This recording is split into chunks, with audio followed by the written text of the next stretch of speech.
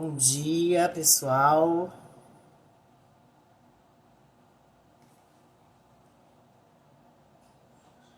Olha, o pessoal já começou a entrar.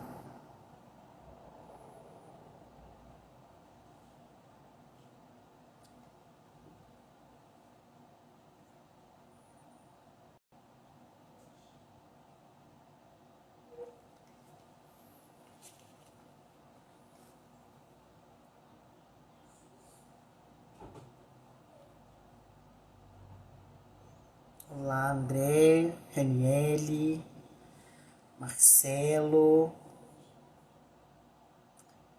Giovana.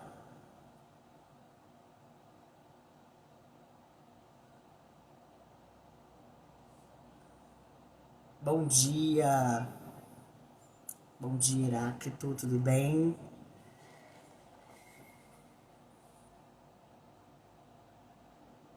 Olá, Ana.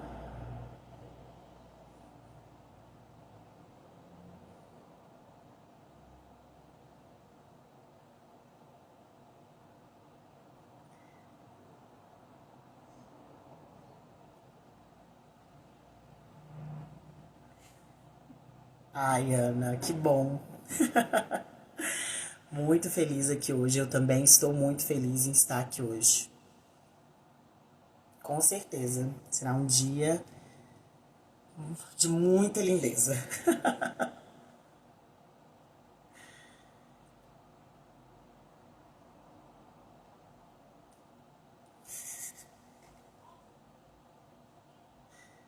Espero que o dia seja incrível. Hoje é um dia de luta.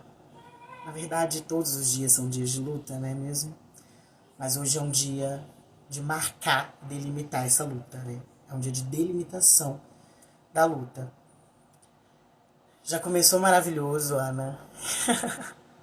Realmente. Espero que a live seja produtiva, que o debate seja gostoso.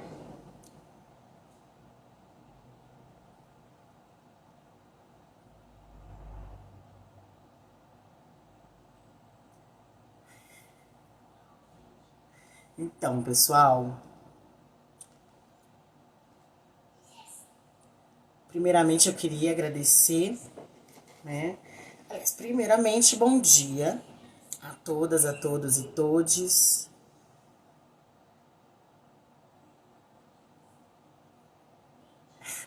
Realmente, Ana, realmente. A história chegou com muita potência.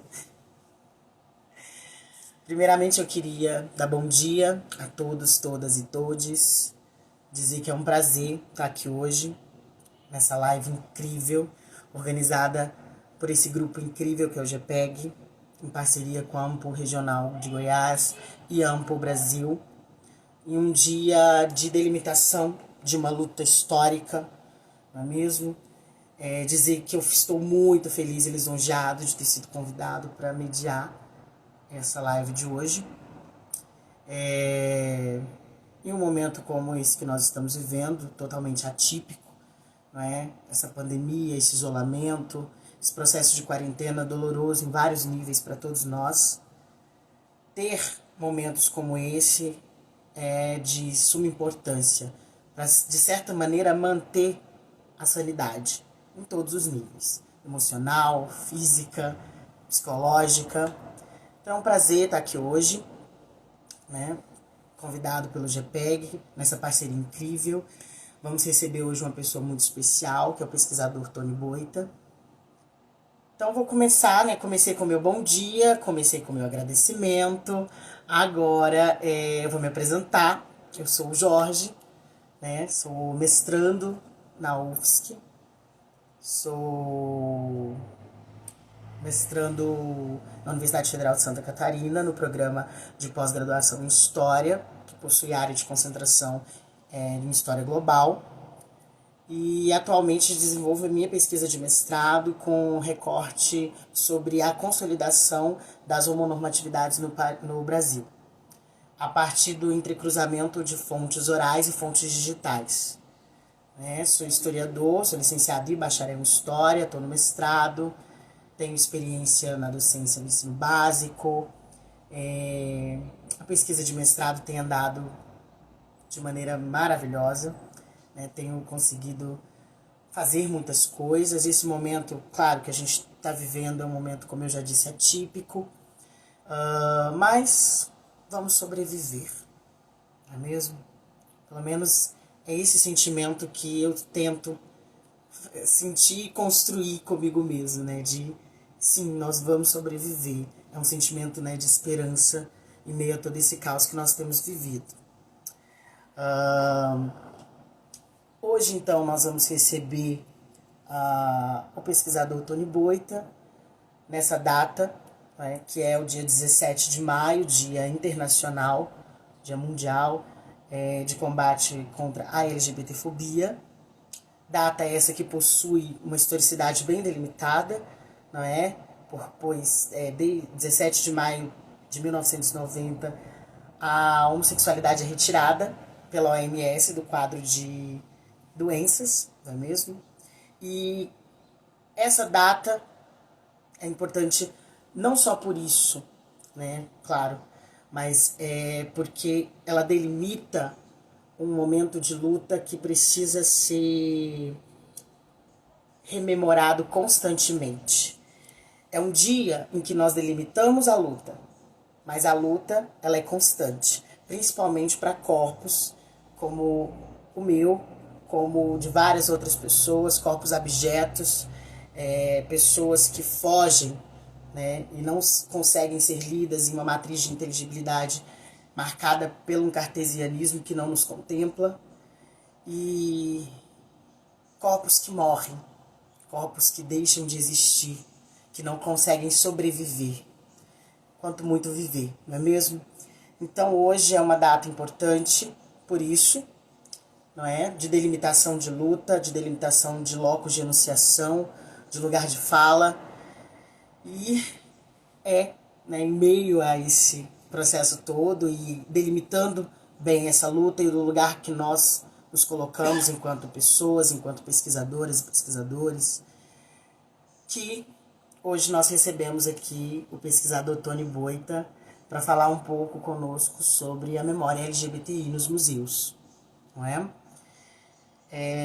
O Tony, ele é bacharel em museologia pela UFG, museólogo, mestre em antropologia social, é especialista em gestão cultural e atualmente é doutorando em comunicação pela UFG, pela Universidade Federal de Goiás.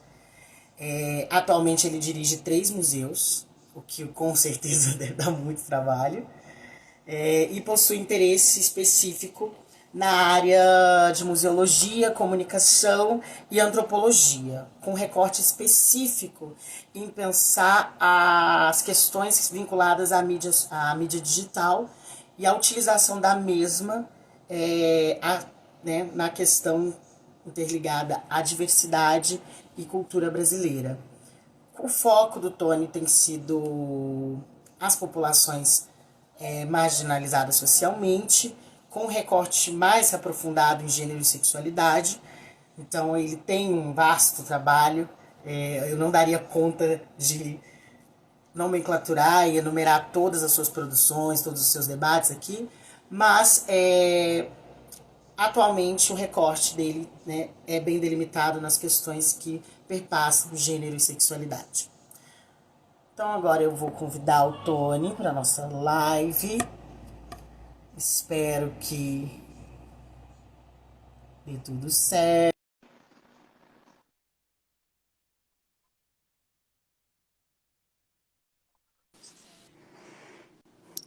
Olá! Olá, gente, bom dia. Conseguimos? Conseguimos. Jorge, querido, bom dia. Muito bom te ver.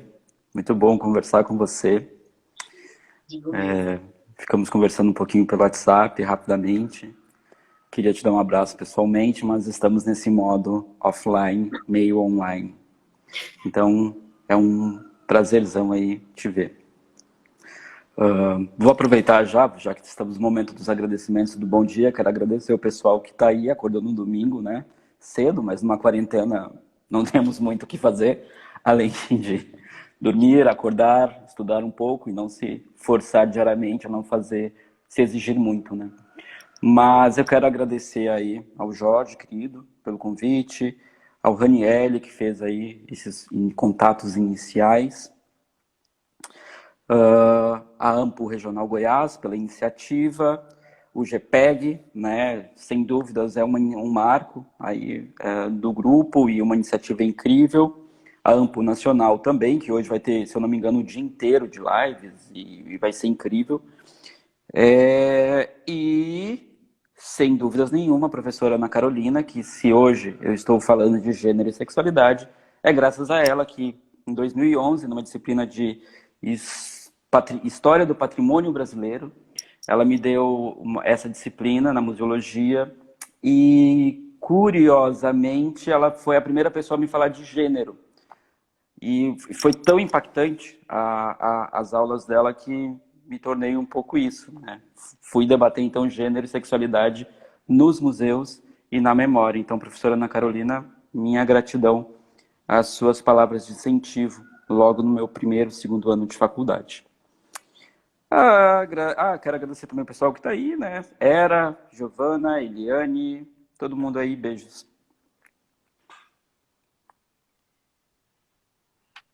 Os agradecimentos são sempre importantes, não é mesmo, gente?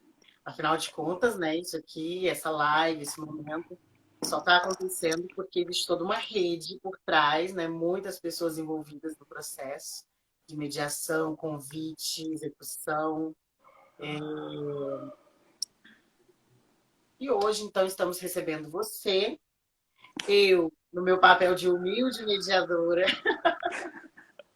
pretendo fazer com que as pessoas conheçam, né, mais o seu trabalho, conheçam mais a sua produção, que é tão importante, né, enquanto esse corpo LGBT que se coloca em um lugar de produção de conhecimento, não é? E nós sabemos o quanto estar no local de produção de conhecimento é difícil, não é? Para alguns corpos, para algumas pessoas com certos marcadores, se torna mais difícil ainda. Falo isso por uma questão de experiência própria. E hoje nós estamos aqui, então, para estabelecer aí algumas pontes, pensar algumas coisas, recuperar algumas historicidades de alguns processos, né, para tentar analisar um pouco também o momento em que a gente, né, o momento que a gente vive e pensar possibilidades. Eu acho que a importância maior do debate é pensar possibilidades, pensar em perspectivas futuras, né? E pensando nessas possibilidades, para que se pense nessas possibilidades, eu sempre acredito que é importante que nós recuperemos a historicidade do processo. Então, hoje, discutindo, né, pensando a questão da memória LGBTI nos museus, e aí a gente, né, a escolha do título foi meio de deixar bem amplo, não delimitar, né, o debate em um ponto específico. Eu acho que a gente podia começar, Tony, com uma recuperação, né? Estabelecendo aí uma ponte entre história e a museologia, recuperar um pouco a historicidade do debate sobre gênero e sexualidade, pensando o espaço do museu. Porque o seu contato com gênero e sexualidade, que já é um outro ponto que a gente vai também chegar depois, já é um debate que você chega através, né, de contatos teóricos, debates que você teve durante a sua carreira acadêmica. Mas eu queria que a gente começasse, talvez, pensando um pouco a historicidade do gênero e da sexualidade enquanto fatores determinantes de exposições, de a entrada do gênero e da sexualidade no espaço do museu. E aí eu estou pensando um pouco a questão mesmo física. Como gênero e sexualidade chegam, né, nos museus. Pensando, eu vou pensar, acho que a gente pode pensar isso, né, questão do gênero, da sexualidade, para depois realmente entrar em um recorte específico, que são os corpos LGBTs. Bom, nessa recuperação, pode-se já de se adiantar que é muito recente, né? Não é algo que nós temos aí uma larga escala. Mesmo os museus contemporâneos surgidos aí pós Segunda Guerra, no sentido que nós conhecemos, mas eles vêm aí desde a antiguidade. Só que a representação dos corpos, a representação do debate de gênero e sexualidade, ele é muito pouco representado. Primeiro, os museus são espaços patriarcais, machistas, extremamente normativos. Os museus representam uma sociedade. E por eles representarem uma sociedade, ele também vai representar tudo que essa sociedade tem de podre. Então, não é à toa que nos museus nós não temos muitos avanços, historicamente, frente aos debates de gênero, corpo, sexualidade. Sempre vai estar sempre muito preso ao objeto, à parte técnica, né? No âmbito das exposições, no debate de gênero e sexualidade, nós temos algumas iniciativas que surgem já na década de 60, 69, que é um museu estadunidense, que é o Tuskegee Game Museum, e a partir desse período, esses museus vão ser criados a partir de tópicos muito específicos, focando muito em Stonewall, né? O Stonewall vai ser o grande marco representativo do globo, porque há uma tendência norte-americana de dominação. Então não é à toa que isso vai se prosperar pelo todo mundo, né? Agora, isso olhando pelo um olhar ocidental. Também isso é um importante marcador. Porque antes de tudo isso, dessa década de 60, por exemplo, nós já tínhamos nos países orientais os museus do sexo, né, que era muito comum, era muito forte os museus do sexo, e os museus do sexo eram espaços expositivos para falar sobre a sexualidade humana, sobre o sexo propriamente dito. Não eram espaços de sexo, né, eram museus para refletir. Então, um dos grandes exemplos que também se popularizou, e se popularizou muito dentro dos museus, foram a Kama Sutra, né? Todo o trabalho da Kama Sutra foi musealizado. No Brasil, então, esse debate, assim como no mundo, é um pouco recente, então a gente tem alguns marcos, década de 60 nos Estados Unidos, posteriormente nós temos década de 70 e 80 marcados por Stonewall, meio de década de 80, 90, nós temos HIV, então as exposições vão passar a falar sobre isso. Um grande movimento que nós temos é a ONG ACT UP, se eu não me engano saiu o filme, ou vai sair em breve, que é uma ONG que fazia intervenções artísticas, fez uma exposição incrível, que Silêncio é igual à morte, que era uma crítica ao presidente Reagan, nos Estados Unidos. No Brasil, essas exposições então vão começar na década de 90, junto com a pandemia da AIDS e, em especial, com o grande, né, Museu da Sexualidade, criado pelo professor Luiz Motti, na Bahia, hoje fechado esse museu, que perpetuou aí até pouco tempo atrás. E, posteriormente, esses espaços eles passam a ganhar corpo e passam a ser refletidos. O tema de gênero e sexualidade voltado no campo histórico, vocês têm uma vasta produção. Isso não é um problema. Para a museologia, isso é uma novidade. Para você ter uma ideia, a primeira grande publicação que vai falar sobre as mulheres no museu data de 96. Ou seja, é muito recente o debate. Isso é uma produção do ICOM, que é o Conselho Internacional de Museus, né? Que foi colocado. Na museologia é muito comum se estudar as mulheres nos museus, mas eu retomo até uma frase que a professora Ana Carolina lá atrás falava, que era: por que nós não temos um museu das mulheres? Né? As mulheres são sempre tratadas nos museus, por exemplo, como rainhas, princesas ou escravas. Então, nós temos essa dificuldade. Lembrando ainda que o corpo museológico é basicamente composto por mulheres. Então, há uma resistência não das mulheres, mas das próprias instituições museológicas que criaram paredes tão fortemente, tão fortes, que conseguiram boicotar o gênero. No âmbito da sexualidade, nós só podemos retomar, por exemplo, Queer Museu, a exposição que teve toda a trajetória que teve, e também a exposição do CCBB, que era do Mondrian, se eu não me engano, não me recordo o nome do artista, que teve uma Fora Lésbicas, que ficou conhecida. Mas tem um detalhe muito interessante. Em ambas as exposições, curiosamente, são exposições feitas por bancos, não por museus, né? E aí é uma crítica que a gente sempre faz. Banco pode ser um museu, banco, então assim, não eram museus, eram bancos, porque os museus ainda estão um passo atrás. Até essa semana nós temos a Semana Nacional dos Museus, a Semana Internacional dos Museus, e o tema é diversidade e inclusão. Me ajuda aí, pessoal que está olhando. É diversidade e inclusão, se eu não me engano. Esse tema, ele deveria, por exemplo, abranger os temas de gênero, sexualidade e feminismo, né? E, infelizmente, acabou não abrangendo. Foi por uma questão muito mais de acessibilidade, que também é importante, mas era uma oportunidade de discutirmos, por exemplo, a homolesbotransfobia, uma vez que hoje é dia 17, amanhã é o Dia Internacional dos Museus. Então, isso é uma reflexão, e até por isso também o título da fala. Não sei se consegui responder, mas tentei aí. Conseguiu sim. A Ana fez uma pergunta super importante relacionada à questão do apagamento desses corpos.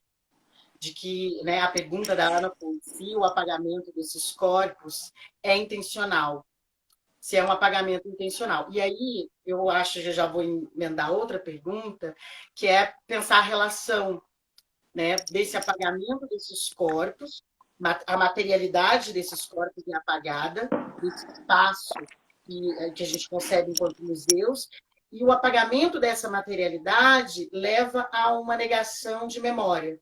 Você, né? E aí eu estou pensando aí a questão da memória simbólica, discursiva, e a perca da materialidade desse corpo no espaço do museu é intencional? É uma pergunta da Ana, e eu queria que, além que a resposta dada a essa pergunta, saber a conexão dessa perca, dessa relação entre a materialidade desse corpo que é perdido no museu e a negação da construção de uma possível memória. É intencional, é cultural e ainda estimula as fobias, né? Os museus, ao se negarem a produzirem essas memórias, os museus, ao se negarem a produzir essas exposições, eles estão afirmando o discurso LGBTfóbico, né? Eles estão excluindo, né, não só o LGBTfóbico, também como o discurso racista. Porque eles estão excluindo e motivando que as pessoas entendam que a branquitude, a heteronormatividade seja normal. Porque se você for, né, uma breve reflexão, quando entramos no museu, vemos normalmente que fulano de tal era casado com fulana de tal e tiveram tantos filhos. Se meu público no Brasil é majoritariamente escolas, eu estou formando pessoas a acreditarem justamente nisso. E o museu acaba tutelando isso, né? Ao tutelar, isso é normal. Anormal é não ser o que está dentro das exposições. Pode parecer muito simplório que a participação dos museus na construção da sociedade, mas a maioria das pessoas que estão em uma escola pública ou privada visitam um museu. E essa visita, que é uma visita não formal, acaba fortalecendo, porque, primeiro, é uma visita que não é dentro de uma sala de aula. Você vai poder se divertir, conhecer pessoas diferentes, passear normalmente por uma cidade, pelo museu, vai ser um marcante para a sua vida. E um dos pontos que vai deixar marcado na sua memória é essa visita. Então, todo mundo que visitou o museu quando criança lembra, mas não lembra da exposição que visitou na semana passada, porque acaba marcando. E nessa trajetória você acaba normatizando um pensamento, acaba afirmando um discurso. E o discurso dos museus brasileiros não é inocente, a gente também não pode pensar, porque eles materializam as memórias e também materializam a cultura. Então não é à toa que nos museus nós vamos ver o índio vestido, né? A questão púdica, com o manequim. Normalmente nós vamos ver o homem negro, a mulher negra como pessoas escravas, né? Nós vamos ver que o dono do garimpo era importante nos museus de minério. Nós nunca vamos aprofundar e vamos ver aquela pessoa que não está visibilizada, né? Porque o museu vai visibilizar sempre o poder. Os museus foram criados por isso, né? Vamos retomar o Alexandre o Grande, lá na Antiguidade, a estratégia que ele utilizava de expor os objetos. Vamos retomar o que Hitler fazia. O maior número de museus criado no Brasil, por exemplo, foi no período da ditadura militar, justamente para afirmar um poder, uma memória, uma narrativa única, né? Idealizada dentro dos padrões que se queriam. Os museus vão fazer muito isso, eles vão fazer uma narrativa. E, ao fazer isso, eles estão concordando com a homofobia, com a transfobia, com a lesbofobia, com o racismo, com o machismo, com a violência, né? Percebam que, normalmente, nos museus, as mulheres estão sempre na cozinha. Vamos lembrar Museu Pedro Ludovico, né? Onde está a Dona Gersina? Né? Está na cozinha. Dona Gersina foi uma mulher incrível, mas ela está representada na cozinha porque ela era uma exímia cozinheira. Gente, ela era a esposa do governador. Poxa, que estranho isso. Nos museus caros nós vemos sempre isso. As mulheres estão representadas na cozinha e os homens estão representados nos espaços públicos, né? Que é aquele debate de público e privado. Perfeito. Pensando, então, um pouco, aí você me suscitou outros dois questionamentos.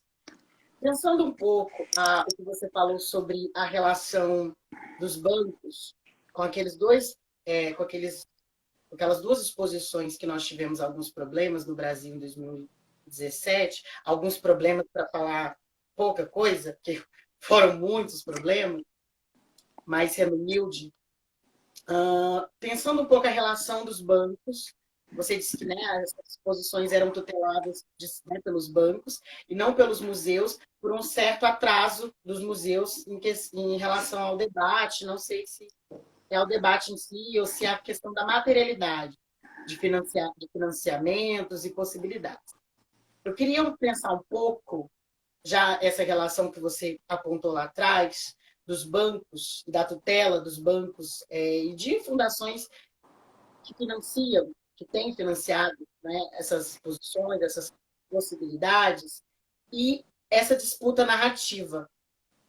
Como que, na atualidade, essa disputa narrativa por uma memória, por um espaço, por ocupar esse espaço, passa também por, às vezes, certos grupos e certas instituições terem que tecer certas relações, por exemplo, com bancos, para conseguir chegar nesses espaços. E aí eu queria pensar um pouco isso. Então,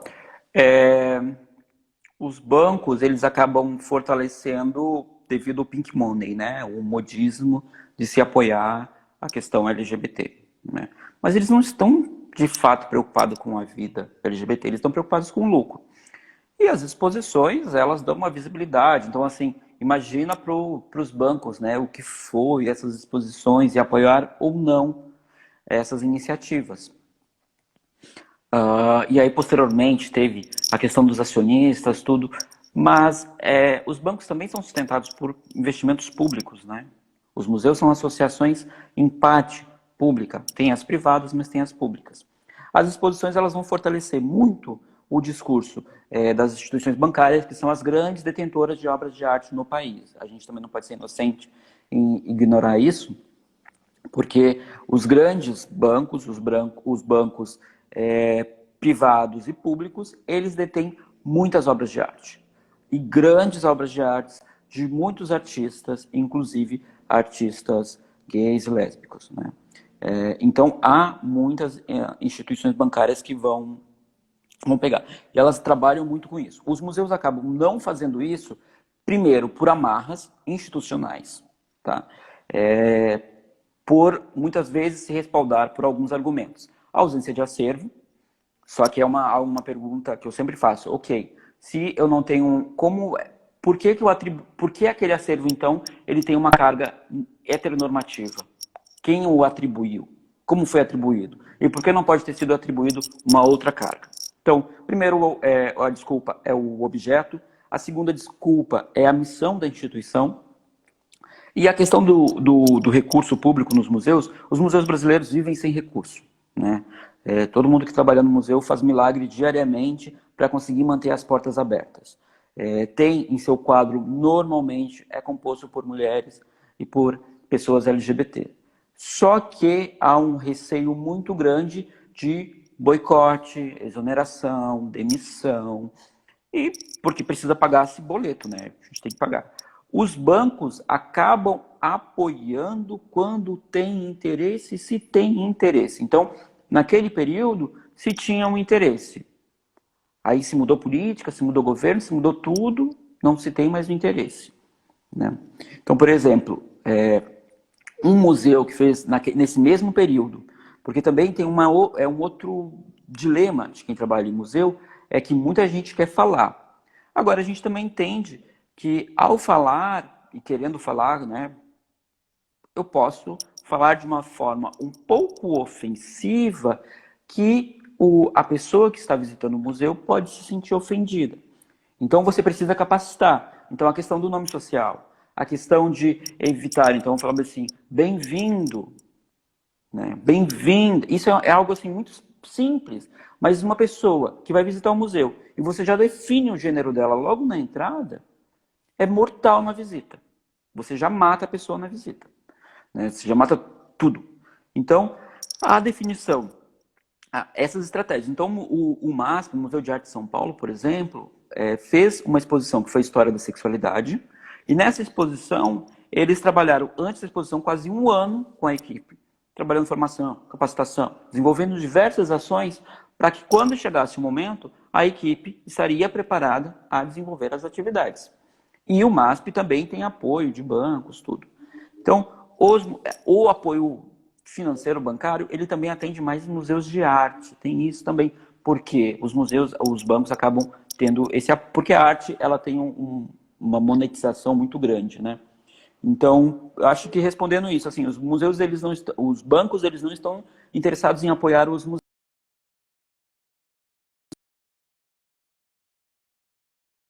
Em um museu que recebe 1 milhão de visitantes por mês, isso é um saldo muito positivo para o marketing do museu, para o marketing do banco, né? Então, é um marketing muito potente. Perfeito. Isso suscitaram várias outras questões.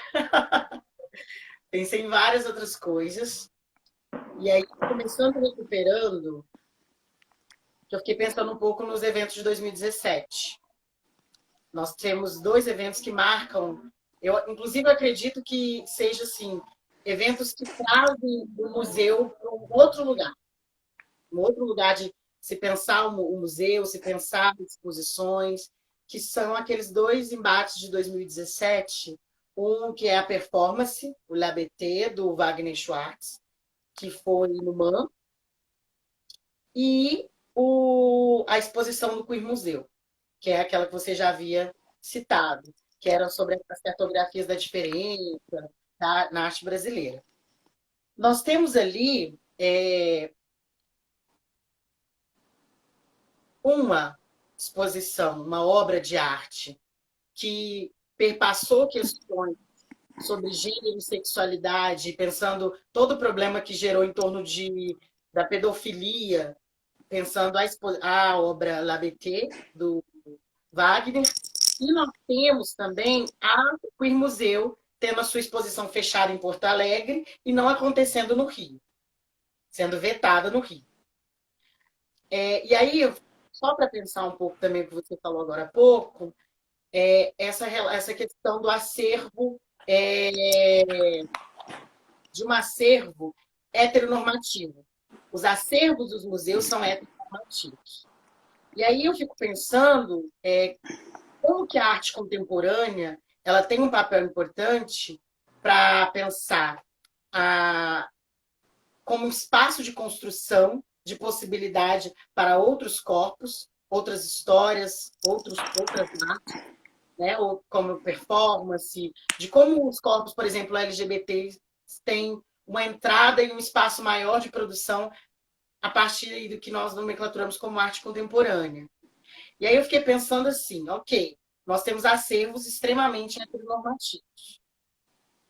Quando se tem a possibilidade de construir um outro espaço, ainda assim são vetadas, são barradas, são cerceadas. Eu queria pensar um pouco, queria que você falasse um pouco sobre esse panorama de uma possibilidade de construção de outro acervo, de outra, de um acervo que realmente contemple questões que perpassam gênero e sexualidade, e que contemple esses corpos que, nas vanguardas, foram apagados. De que esses acervos, né, principalmente, e eu estou pensando na vanguarda, uma coisa bem mesmo vanguardista, tem esse apagamento. Quando tem a possibilidade de surgir, é vetado. Eu quero pensar a possibilidade. Tem como construir? Você acredita que há a possibilidade de haver um acervo futuramente que contemple questões sobre gênero e sexualidade, mas aí agora a gente desce, que contemple os corpos LGBTs? Bom, sim, óbvio, na verdade já existe, mas aí eu vou retomar um pouco. Primeiro, eu acredito que os acervos que hoje são considerados normativos, heteronormativos, eles tiveram essa categoria porque eles foram atribuídos a uma heteronormatividade. Foi dito que eles são aquilo e ponto final. Eu não tenho como atestar, né? A professora Camila Wichers, ela tem um debate muito interessante sobre os corpos arqueológicos, né? O que se atribui a um objeto arqueológico o seu gênero. Como consegue se atribuir, por exemplo, a uma ossada se era masculino ou feminino? E aí, se a gente for refletir, né, se uma mulher transexual ou uma mulher travesti, ela acaba mundo, vem os arqueólogos do futuro, vai lá escavar. Como é que eles vão definir o gênero desse corpo? Então, é uma atribuição e é uma atribuição cultural. Não é à toa que a maioria dos objetos são atribuídos ao masculino. Foi o homem que construiu tal coisa. Foi um homem que fez tal coisa. Foi um homem que construiu. De uma forma muito redundante, porque um grande problema que nós temos nos museus e no mundo todo é a documentação dos objetos. Nós documentamos a partir de um olhar cultural. Então, como eu vou documentar uma peça a partir desse olhar? Porque muitas vezes eu não vou ter muitas informações sobre essa peça. Então eu vou documentar de forma global. Tal peça é tal coisa, ponto. Mas se essa tal peça passou por tais pessoas e essa pessoa era lésbica, como é que eu vou saber isso? Porque a peça ela não vem com a marcação dos seus proprietários. Não vem com uma história de vida. Né? Os objetos, eles acabam não falando. Né? E por isso que eu preciso ter muito cuidado ao definir se aquele objeto é X ou é Y, pertenceu a fulano ou ciclano. Na via das dúvidas, não atribui gênero. É algo que eu sempre falo. Ou, se quiser atribuir, então atribui ao gênero feminino, até para provocar o debate. Né? Aqui no local onde eu trabalho, a gente estava discutindo sobre a mineração, por exemplo, sobre o garimpo. Porque a gente tem um setor de garimpo numa das exposições. E aí estava o discurso do garimpeiro, do garimpeiro, do garimpeiro, do garimpeiro. Mas minha bisavó, é aquela mulher que está naquela foto ali atrás, ela era garimpeira. Ela tinha uma carteirinha de garimpo. Ou seja, já quebra a hipótese que o garimpo era majoritariamente masculino. Né? O garimpo era feito por todas as pessoas no estado de Goiás em 1900. Era feito, ponto. Todo mundo queria encontrar alguma coisa. Claro que a mulher tinha uma dupla função. Ela cuidava da casa, mas também garimpava. Né? Mas, enfim. E sobre os acervos, todos os museus brasileiros possuem acervos voltados para gênero e sexualidade, para a população LGBT. Ponto. Basta vasculhar. Ou basta atribuir um novo olhar e refletir sobre essa documentação. No mundo, há 119 museus que já fazem esse trabalho. Né? E esses 119 museus, no Brasil nós temos, se eu não me engano, são 30 iniciativas. Muitos museus vêm fazendo, mas museus exclusivamente LGBTs. Nós temos aí o Museu da Diversidade Sexual, em São Paulo, que vem fazendo um trabalho incrível, com exposições voltadas e formando um acervo próprio, voltado aí para a questão LGBT. Mas aí nós temos, no mundo, o Stonewall Museu, o GLBT Museu, Lesbian Story Museu, museus em todo o mundo que já vem preservando acervos exclusivamente. Mas aí a gente já tem um novo problema. A maioria desses acervos estão sendo formados a partir de uma atribuição voltados para a homossexualidade masculina. Então, majoritariamente, nós vamos ter museus falando sobre homens gays brancos. Ponto. E aí, porque assim, na pesquisa desses 119, 5 museus são lésbicos e 3 museus são trans. O restante é tudo gay. Então, assim, aí a gente já tem novamente um domínio sobre a masculinidade, né? Então, também a gente tem que refletir sobre isso. E aí, quando a gente vai interseccionando, a gente vai ver que esses museus, inclusive, em sua maioria, estão em espaços de elite. São museus muito classistas, vão falar, então, sempre sobre um discurso meio classista. Tony, mas não há museus em periferia? Há museus LGBT e exposições também em periferia. A gente não pode esquecer que o Museu de Favela, no Rio de Janeiro, o Pavão Pavãozinho Catavela, possui acervo LGBT. O Museu da Maré, onde vivia, onde nasceu e cresceu e se elegeu Marielle Franco, fez uma exposição incrível sobre a Marielle Franco, logo após o seu assassinato. O Museu da Rocinha possui a parada LGBT da Rocinha e também vem desenvolvendo exposições. Em Maceió, nós temos um ponto de memória LGBT. Então, nós também temos essas iniciativas comunitárias que estão sendo muito eficazes, né, na superação dessas fobias e vem provocando os museus, as instituições museológicas. E ele vem fazendo esse debate, né? E vem funcionando, não é à toa que hoje, né? Então, em 2010, nos museus, a gente quase não tinha esse debate. A gente tinha Luiz Motti falando do Museu da Sexualidade e nós tínhamos o Museu da Sexualidade, o Museu da Diversidade em São Paulo. Hoje nós temos iniciativas em todo o país, museus convencionais, que eu falo, que são esses museus que promovem essas iniciativas LGBTs. Temos em todo o país, em todos os estados, há iniciativas e algumas muito silenciosas. Então, assim, nós temos desde o Museu do CIR, em Belém do Pará, com um módulo expositivo dedicado às Filhas da Chiquita, que é uma manifestação popular de travestis e transexuais na procissão do Círio de Nazaré, dedicado a elas, como em outros pontos. E aí é sempre aquela atribuição, né? Numa atividade que a gente estava no Museu Histórico Nacional, foi questionado, mas o Museu Histórico, a gente tem, né, tudo muito fechadinho. E aí eu sempre pergunto, vocês têm uma peça de São Sebastião? E aí sempre respondem, temos. Então está resolvido o problema, vocês têm um acervo que vocês podem abordar a questão LGBT. Onde tem um acervo de São Sebastião, vocês podem abordar. A questão é esse olhar, né, essa atribuição de como vou ser colocado. São Sebastião eu pego e faço toda a trajetória sobre essa sexualidade. E outros tantos eu posso ir trabalhando. A questão é como trabalhar, como desenvolver e também se eu quero fazer isso, né? Eu posso pegar desde um copo e trabalhar gênero e sexualidade, né? E ali falando sobre doenças sexualmente transmissíveis, até pegar uma obra de arte e refletir sobre os artistas homossexuais, lésbicas, transvestis, transexuais, ou até uma plumária. Isso é querer fazer, né? Então seria, eu acho que isso. Perfeito. Eu vou só dar um aviso agora, que eu tenho que, eu tenho que fazer a parte do aviso, tem avisos. Tem um aviso sobre o link para emissão certificado da live.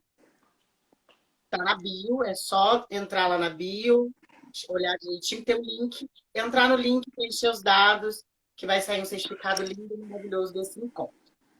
Aviso dado, temos questões, temos 3 questões do pessoal que estava assistindo. A primeira questão é da Eliane Martins Freitas, que ela pediu para pensar que já que você estava, né, a gente estava discutindo questões relacionadas a mulheres, aos LGBTs, e principalmente a questão da genificação de acervos, ela colocou assim, pensando o que você disse, que quem trabalha em museus são, na maioria, mulheres e pessoas LGBTQI+, ela gostaria que você refletisse um pouco mais sobre essa generificação da profissão. É o primeiro ponto.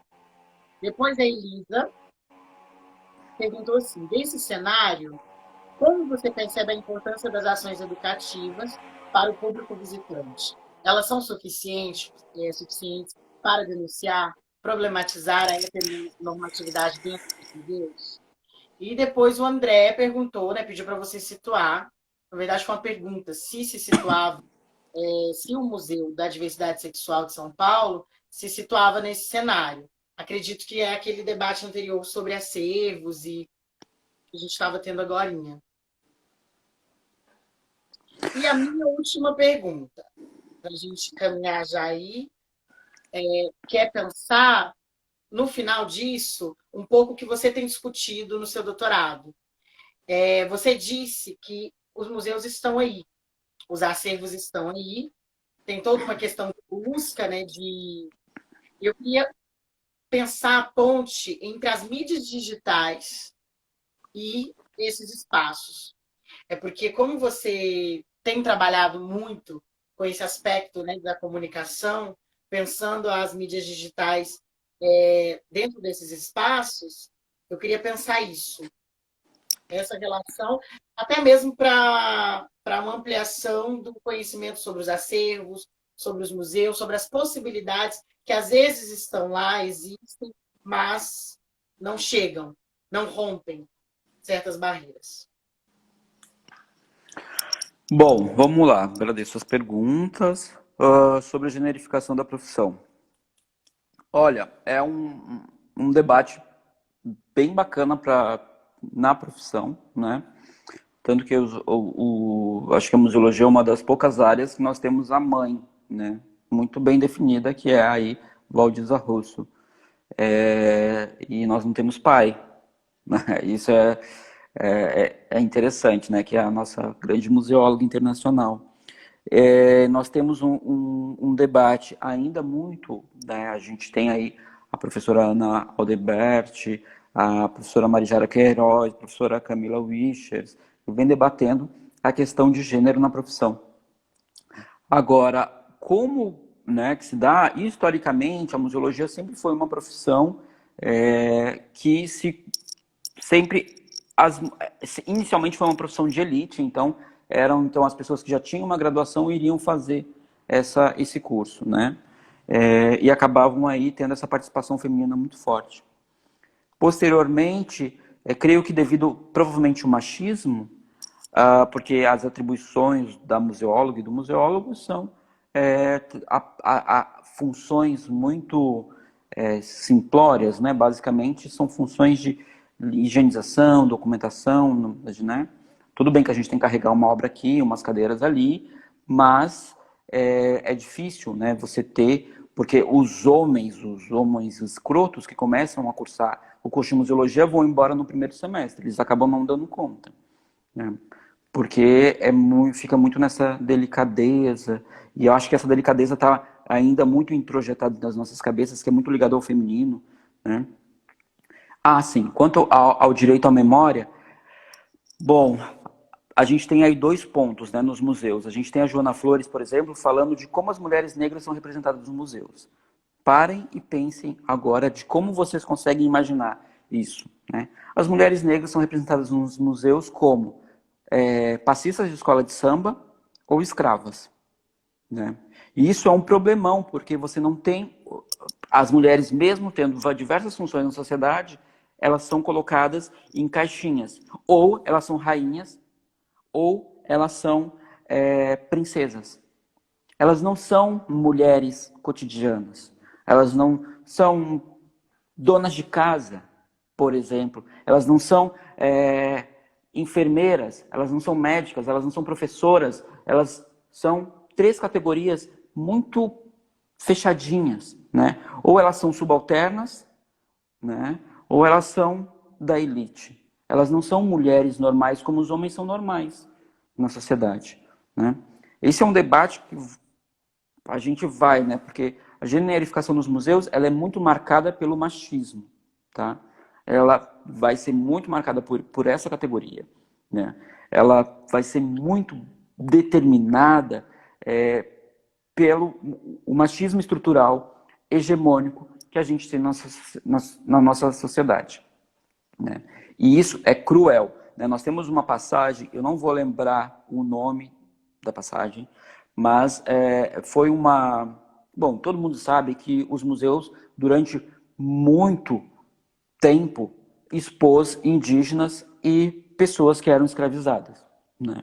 Tal qual hoje é em zoológico, os museus faziam isso, né? E o que era exposto, basicamente, né, o que era valorizado, eram os seios, né, era a vagina, eram as coxas, né, era o corpo, porque aquele corpo era fora do padrão europeu. Então, isso era um fator determinante. Então, lábios, nariz, cabelo, tudo isso era taxidermizado ou empalhado antes, né? Então, imagina essas pessoas que tinham vidas, elas ficavam atrás de grades onde uma elite ficava expondo. Muitas dessas pessoas eram mulheres, porque uma gravidez era um fato incrível para qualquer exposição de museus. Só para vocês terem uma ideia. Ver uma mulher indígena, uma mulher negra, grávida, era algo que as pessoas se matavam para visitar essas exposições. As pessoas faziam filas enormes para visitar essas pessoas encarceradas. Então, sobre as ações educativas. As ações educativas eu entendo que são fundamentais, né? Vênus Negra, obrigado, Aline. Exato, a Vênus Negra. É uma passagem incrível. A dissertação da Andressa Xerém vai falar muito, a dissertação não, o TCC da Andressa Xerém vai falar um pouco sobre essa passagem. Sobre as ações educativas, elas são fundamentais nos museus, né? Se hoje as escolas a gente não pode falar sobre gênero e sexualidade, nos museus ainda a gente pode, mas também depende do convívio e do diálogo de quem está trazendo a turma, né? A gente já teve, por exemplo, algumas passagens muito polêmicas. Do mês da consciência negra de 2018, a gente tinha vários vídeos na instituição que eu trabalho para o público assistir. Uma das professoras proibiu que a turma dela assistisse porque a gente iria remontar alguma coisa lá que ela tinha um problema. Só que os desenhos só que os filmes eram todos desenhos, ainda do portal Porta Curtas, sabe? Eram desenhos assim muito, muito delicados, muito bonitos. Coisas curtas, mas ela ficou muito incomodada que iria falar da questão negra para as crianças. Então, assim, também a gente não pode passar por cima do professor que está levando a turma, né? Então tem esse outro lado. Então, eu sempre falo que o setor educativo dos museus brasileiros, eles são os mais fortes, os mais potentes e os mais afim de fazer a coisa acontecer. Às vezes são barrados pela direção, né? Mas eles são muito afim, eles propõem, eles acontecem, eles fazem. Inclusive, quem está assistindo, o Museu Histórico Nacional, durante essa semana de museus, está com uma atividade educativa incrível. Eles criaram um grupo no Facebook e estão fazendo vários debates. Inclusive, uma das primeiras questões que eu vi é sobre o Clóvis Bornai, que era museólogo e homossexual, carnavalesco. Então, depois dá uma olhada lá nesse Facebook do Museu Histórico Nacional. O Museu das Bandeiras também essa semana vai desenvolver várias atividades. No final de semana que vem eu vou estar ministrando uma capacitação sobre diversidade nos museus. Então, os setores educativos são muito potentes no Brasil. Muito. Mais do que exposição, documentação, conservação, tudo isso. Os museus que possuem setor educativo pode ter certeza que tem uma pessoa lá querendo trabalhar com gênero e sexualidade. Às vezes é silenciada, mas quer, tá? Os nossos setores educativos são muito potentes. Inclusive, professoras e professores de história, valorizem os nossos educadores e educadoras. Conversem com eles antes de fazer essa visita, porque isso vai fortalecer muito a visita de vocês. E sobre o acervo do MDS. O acervo do Museu da Diversidade Sexual foi criado a partir de doações, né, da comunidade ali do entorno. O Museu da Diversidade fica ali na Estação da República, em São Paulo, no Largo do Aroche. A Praça da República foi onde teve o assassinato, o primeiro caso de um homossexual que foi, não assassinado, mas que os skinheads foram condenados no Brasil. Não vamos saber direto a data, era o Edson, o nome dele, que passeava com um cachorrinho na Praça da República. Ele foi espancado, brutalmente espancado, assassinado, e a partir desse movimento começou-se a criar uma iniciativa de memória que já vinha sendo idealizada, e esse museu, hoje ele representa muito, né?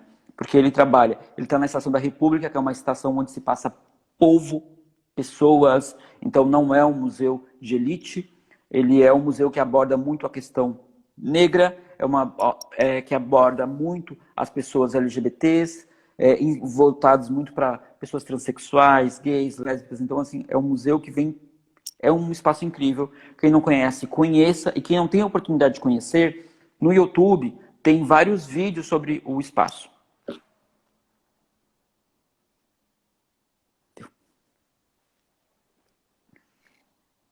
Então, gente, eu fiquei pensando um pouco como essa generificação da profissão, até mesmo como é esse lugar mesmo, né? Esse lugar no machismo estrutural de como a mulher ela é guardiã também da memória, né? Estudos sobre memória, principalmente os estudos sobre gênero e memória, vão debater bastante isso. Eu acho que, inclusive, dá para fazer uma discussão bem fabulosa sobre isso. Nossa live está acabando, infelizmente. Foi um prazer estar aqui hoje, dividir essa live com você, Tony. Obrigado. Muito obrigado por aceitar o convite. Hoje é um dia muito especial, um dia de luta, mas como eu já disse no início da live, todos os dias são dias de luta, mas hoje é um dia de delimitação.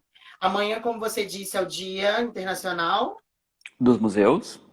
dos Museus. Então, nós tivemos aí um combo de datas, não é? Uma live para tentar falar um pouco sobre essas questões relacionadas a gênero, sexualidade e a população LGBTQ nos museus. Fiquei muito feliz de poder participar dessa live com você. Queria te agradecer, agradecer o GPEG, a Ampul Regional, a Ampul Brasil. Espero que você tenha gostado desse encontro. Eu adorei, gente. Agradeço a oportunidade, a toda a equipe do GPEG. Jorge, Raniele, Ampo Regional, Ampo Nacional, professora Ana Carolina, a todo mundo aí que participou.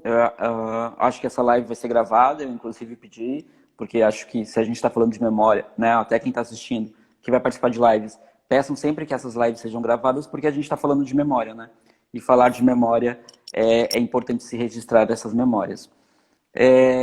Enfim, quem quiser continuar conversando, debatendo, meu Instagram é Tony Boita, mas a gente entrou pelo Instagram da Memória LGBT. Então, qualquer coisa, a gente está lá para conversar e bater papo. Tá bem? Grande beijo a todas e qualquer coisa, estamos aí.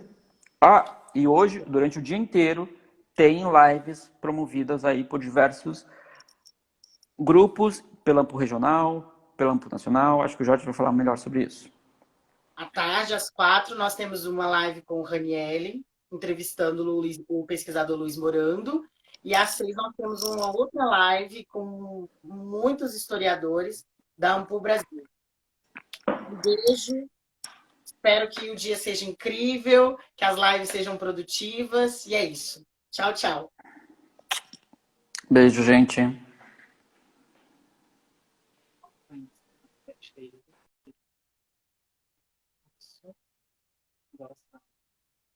Não.